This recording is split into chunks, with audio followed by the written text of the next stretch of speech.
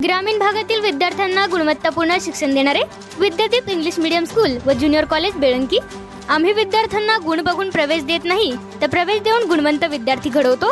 आमची वैशिष्ट्ये: तज्ञ व अनुभवी शिक्षक, दर्जेदार शिक्षण, भरपूर सराव, सर्वांना परवडणारी माफक शैक्षणिक फी, स्पर्धा परीक्षांचे मार्गदर्शन, 10वी व 12वीच्या उज्ज्वल निकालाची यशस्वी परंपरा, इंग्लिश मीडियमच्या ज्युनियर सिनियर केजी सह 10वी पर्यंतचे प्रवेश सुरू, तर इयत्ता 11वी आर्ट्स व कॉमर्सचे प्रवेश सुरू। आजच आपला प्रवेश निश्चित करा।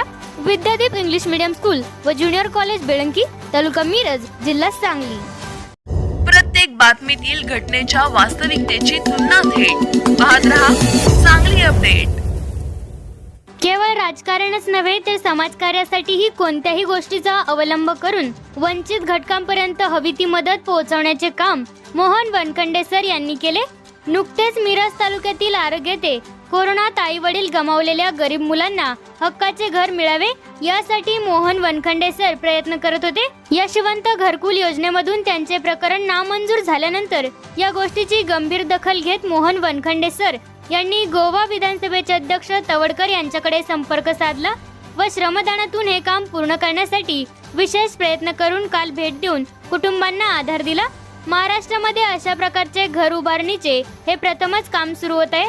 अशा प्रकारचे काम सुरू करणारे महाराष्ट्रातील पहिले गाव म्हणून आरगची ओळख मोहन वनखंडे सर यांच्या माध्यमातून झाली आहे। गोवा विधानसभेचे अध्यक्ष माननीय रमेशजी तवडकर यांच्याकडे संपर्क साधला असता त्यांच्या श्रमधाम संस्थेच्या माध्यमातून आज हे घरकुल बांधण्यासाठी मंजुरी मिळाली। पुढील महिन्यात या घरकुलाच्या पायाभरणी करून तात्काळ काम सुरू करणार असल्याबाबत वनखंडे यांनी ग्वाही दिली। यावेळी संदीप नाईक, SR पाटील, BR पाटील व अन्य ग्रामस्थ उपस्थित होते। त्यांनी या सत्कार्याविषयी समाधान व्यक्त केले। आर्गेतील नागरिकांनी वनखंडे सर यांचे आभार मानले। एकत्र बैठक होते। रात्री आल्यानंतर साहेबांना आठवण केली, साहेब आपण शब्द दिलाय म्हणजे उद्या जायचं भेटायला।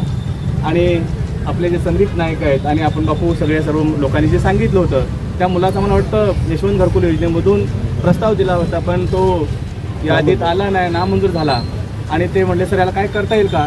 तर यावेळी साहेबांनी अशी घरं गोरगरिबांसाठी श्रमदानातून पैसे देऊन नाही, श्रमदानातून लोकांची त्यांची जी टीम आल्या गोव्याची 20-25 लोक आले त्यांच्याबरोबरचे, यांच्या माध्यमातून तिथं अशा गोरगरीब लोकांना ती घरं बांधून देत आहेत। आणि असं नाही बापू, घर बांधताना त्यांचे घराचं जे आहे जवळजवळ 1000 ते 1200 स्क्वेअर फूटचं घर बांधत आहे तिथं।